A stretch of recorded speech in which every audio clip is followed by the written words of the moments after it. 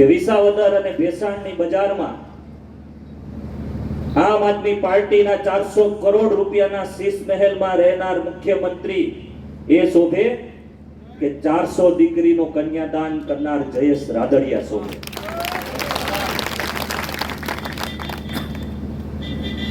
તે નિર્ણય કરવાનો સમય આવી.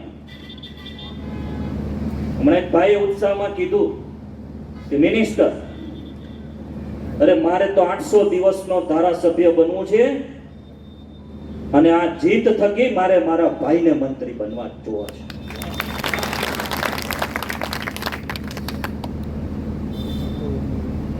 ખાલી 800 દિવસ તમે મને આપો, 800 દિવસની અંદર તમને એમ ન થાય